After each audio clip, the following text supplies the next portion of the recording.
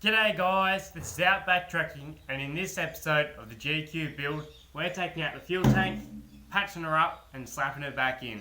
Let's get to it.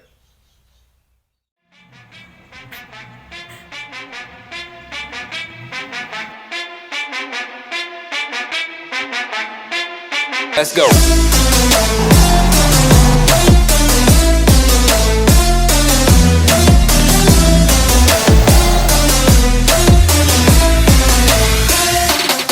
Dad, let's go.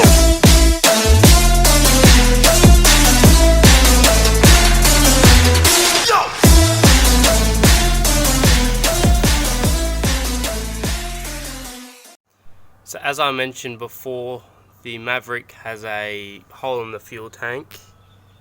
Pretty bad. It's been there for a while, I think, because it had a heap of mud and dirt that we've had to wash off. I've already taken the tow bar and the rear bumper off, which is just sitting over here. Took them off a while ago. Just been waiting around to do this job. But yeah, we'll get it out and see what the damage is and see if we can fix it. If not, look around for a second tank. So I thought I'd be able to get away with not undoing the fuel pump hoses and just undoing the filler point and the breather hose, but that's not the case with this fuel tank. So gonna have to undo the carpet and all the bolts and that up here, and then disconnect the fuel pump from up top and get it out that way. It's a bit slower. This is why I like utes, but gotta do what you gotta do, right? Let's get on with it.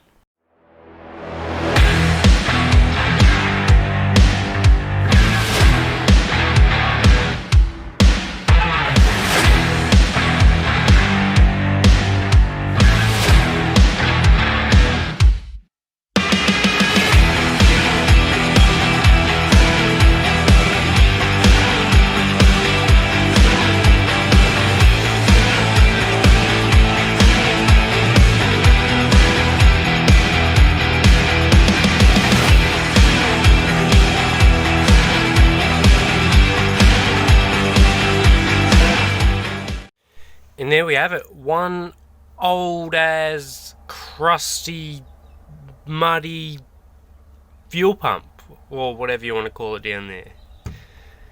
Not even sure what's what. I'm guessing that's a plug up there. Some lines to the engine. Who knows? Gonna have to clean this up and then see what we can do. Just finished digging around in that sandy diesel pit.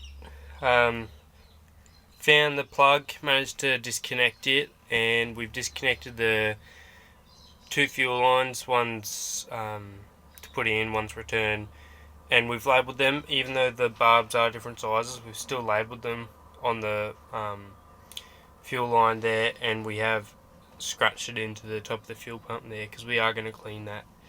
And if that's painted on, it's just going to come off. So we'll move on to the filler neck and the breather, and then it should come out.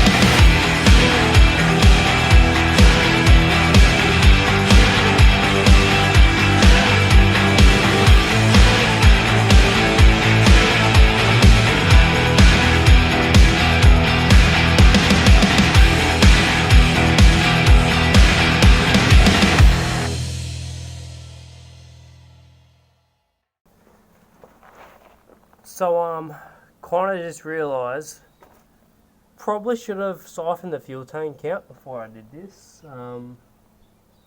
Probably got half tank in there. Not sure how big the Maverick fuel tank is, but it's going to be heavy.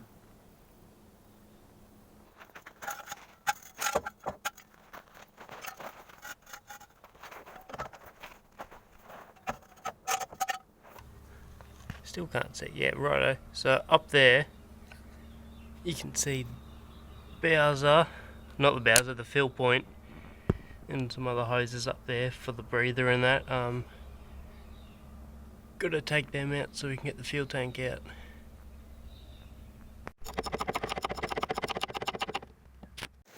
Yeah. Righto. So we managed to get that breather off and the filler neck. Shoved a big old rag in that filler neck so we don't get any of those that sandy diesel or mud, whatever you want to call it, in there. And we can maybe salvage the diesel for later, put it in this old girl because she'll be able to take it. But hopefully now we can get it down on the jack. It's over there. Yeah. Oh, you can see how much is leaking. Look at all the bugs stuck to it. Yum. Gotta love summer, eh? Alright, we'll get on to that. Well, kinda didn't work, but kinda worked. Wouldn't suggest that's how you get a fuel tank out, by using a jack. It slipped off the jack because it's slippery on the diesel. It kinda acted like a big sled and she kinda slid out. There she is in her might and glory. More like muddiness anyway. We'll get her out and see what she's like on the bottom, I guess. Okay, it's getting late, so can't really do much more without the light. So what I've ended up doing is I've actually plugged the ends of each of the inlet ports to the pump and to the fuel tank itself. They're just like little rubber things. We keep a little box here at the workshop. And yeah, so no bugs will get in there, or dirt or contaminants, hopefully. It's not going to rain anytime soon, but I will come back tomorrow and try and get the fuel out like I should have got before, because that was stupid not getting it out before. Oh well, live and learn.